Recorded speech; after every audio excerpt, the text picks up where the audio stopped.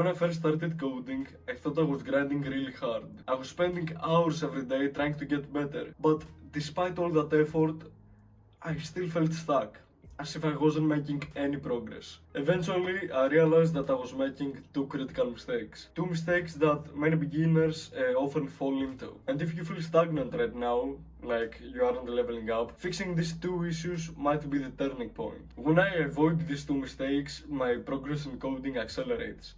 So in this video, I would like to talk about each of these two mistakes and how I counter them, how I fix them. Let's begin. There's a concept called the 80-20 rule, the Pareto principle, Simply put, 80% of your results will come from 20% of the tasks that you do. The rest 20% of your results will come from the rest 80% of the tasks that you do. I don't know if I was clear, so let's see what this means for programming. If you want to build an app, there are a number of tasks that you need to do in order to build it.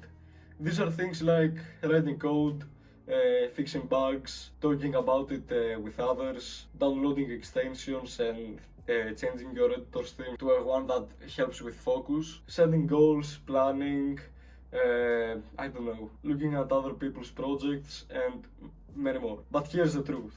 Most of your actual progress will come from writing code and fixing bugs. These are your 20% high impact tasks. Let's get back to my story. From what I can remember, I was regularly avoiding real work, which was to sit down and write code. I would do things like change my editor's theme, or search for the best VS Code extensions in order to boost my productivity, or watch yet another tutorial. I felt busy, but I wasn't moving forward. These things can help, but only if you had previously done the real work. In other words, these are just secondary tasks. As a programmer, the bulk of your progress will come from actually writing code, fixing bugs, and practicing new concepts. The reason I was focusing on secondary activities, and the reason you're probably doing the same, is because it is easy and it feels productive. They give us the illusion of productivity, but this illusion comes to a cost. It slows down real progress. 80% of your progress is going to come from doing the actual work, which is writing code, solving bugs, and practicing new concepts. So have this in mind.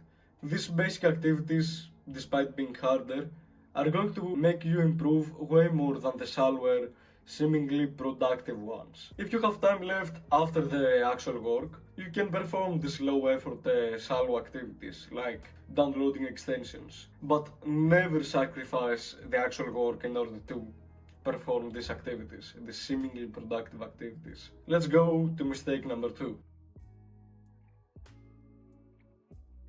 Before I started learning Python, I was learning JavaScript. For around 5 months, I would just get new knowledge, and although not as often, I would practice some simple concepts. Nothing new, I was just working on the basics. The problem here is that I was practicing stuff that I was already familiar to. For 5 months, I stayed in my comfort zone, deceiving myself that by only practicing the basics for so long would get me to the top. No wonder why I didn't make progress. It took me literally 5 months to build my first real project. What I want to say is, no matter your level, to improve, you need to work at your edge. Neither staying in your comfort zone, nor pushing way beyond your edge because of your ego. If you're watching this, you're probably doing the former. You are refraining from reaching your edge and from taking full action. The thing is that you must be doing the actual work, the few activities that will make 80% of your progress. But if you don't push yourself enough to feel discomfort and stay there for a while,